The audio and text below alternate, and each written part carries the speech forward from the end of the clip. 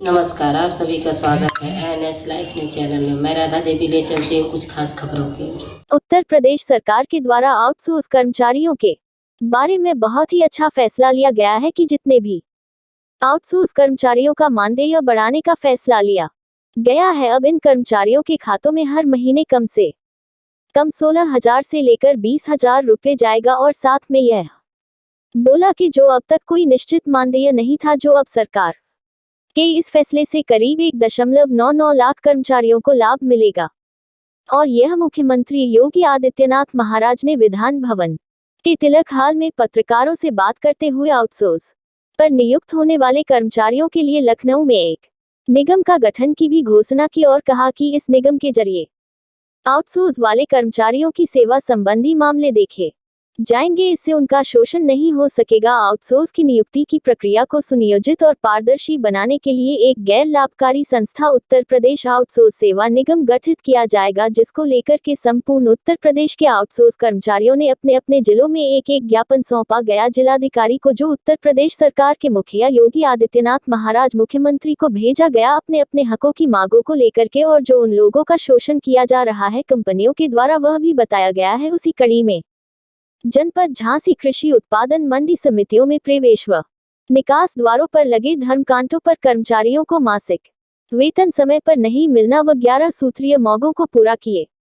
जाने के संबंध में दिया गया एसोसिएशन जिला झांसी के द्वारा मुख्यमंत्री योगी आदित्यनाथ महाराज उत्तर प्रदेश सरकार लखनऊ को एक संबोधित ज्ञापन के द्वारा अपने हकों की मांगों को लेकर के एक ज्ञापन जिला अधिकारी के द्वारा उत्तर प्रदेश सरकार के मुखिया मुख्यमंत्री योगी आदित्यनाथ महाराज को भिजवाया गया, जिसमें 11 सूत्रीय मांगों को पूरा करने की मांग की गई और साथ ही जो नियुक्त firm Leotronic Scale Private Limited company Amritsar Punjab 143001 के द्वारा कृषि उत्पादन मंडी समितियों में प्रवेश व निकासी द्वारों पर स्थापित हुए ब्रिज पर कर्मचारियों को वेतन के रूप में लगभग 6,000 से लेकर 6,500 रुपए प्रति माह मासिक वेतन दिया जाता है, जो कि न्यायोचित नहीं है। सभी कर्मचारियों से 12 घंटे कार्य लिया जाता है। नियोक्ता फर्म लियोट्रॉनिक स्केल ली के मैनेजर्स आदि के माध्यम से नियुक्त कर्मचारियों का वेतन एक सथी के एकाउंट में डाल दिया जाता है। कई दिनों तक यह पता नहीं चलता है कि हमारा वेतन आया है कि नहीं और समय पर वेतन भी नहीं दिया जाता है, जिससे कर्मचारियों को PF,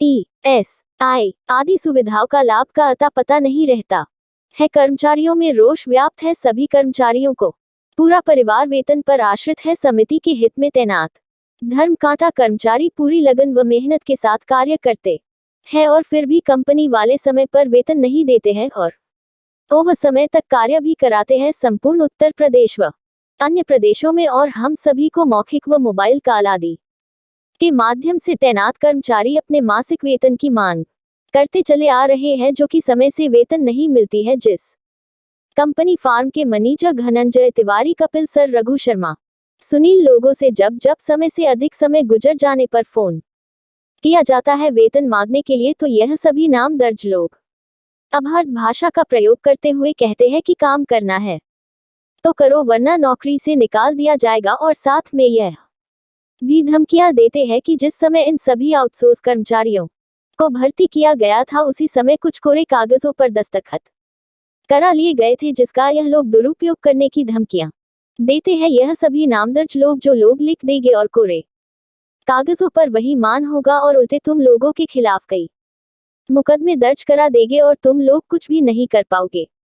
और जब हम लोगों की मर्जी होगी तब सैलरी भेजेंगे, जिससे के चलते सभी आउटसोर्सिंग कर्मचारियों के परिवारों में आए दिन लड़ाई झगड़े होते हैं वेतन को लेकर के, क्योंकि एक तो 6,000 से लेकर 6,500 रुपया देते हैं मासिक वेतन का और वह भी समय पर नहीं मिलता है, वह भी कई महीने तक रोक दिया जाता है, जिसके चलते घर परिवार में कलेश होता है। यह सभी बातों को बताते हुए मुख्यमंत्री योगी आदित्यनाथ महाराज को बताया गया है और अपने व अपने परिवारों के पालन पोषण करने के लिए 10 सूत्रीय मांगों की मांग की गई है, जो इस प्रकार से है। एक, सभी आउटसोर्सिंग कर्मचारियों को परिचय पत्र दिलवाए जाए। दूसरा, सभी आउटसोर्सिंग कर्मचारियों को नियुक्ति पत्र दिलवाए जाए। तीसरा, सभी आउटसोर्सिंग कर्मचारियों को कर्मचारी राज्य बीमा निगम सदस्यता आइडेंटिटी परिचय पत्र कार्ड दिलाया जाए। चौथा, सभी आउटसोर्सिंग कर्मचारियों को भविष्य निधि का सदस्यता नंबर दिलाते हुए गत 12 वर्षों का भविष्य निधि की आर्थिक क्षति को पूरा किया जाए। पांचवा,